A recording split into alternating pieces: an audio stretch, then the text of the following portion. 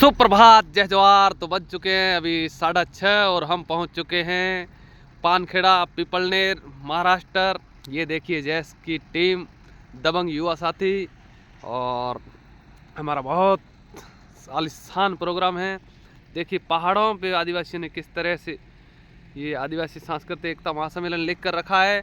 तो साथियों, इस सारे प्रोग्राम को अच्छी तरह से देखने के लिए आप दुर्गराज आदिवासी व्लॉगर पेज पर जाएं, फेसबुक, इंस्टाग्राम, यूट्यूब और सभी जाएं। ये मेरे साथ आदिवासी पीछे पीछे घूम रहा है और आदिवासी कह रहा है कि कट मत करना, कोई भी पूरा वीडियो देखना, ठीक है?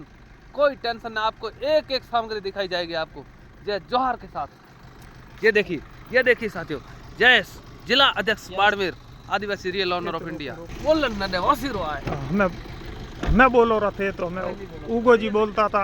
ये तो लाइट है तो ये पूरा थोड़ा नज़ारो आज पूरा दिन रो पूरा साफ साफ दिखाई। वीडियो शेयर करता करो यार, ती कोशिश करे उन्होंने पूरा नज़ारो दिखाई। ये पूरा सिस्टम में लिखोड़ो पड़ो है बोर्ड रे माथे।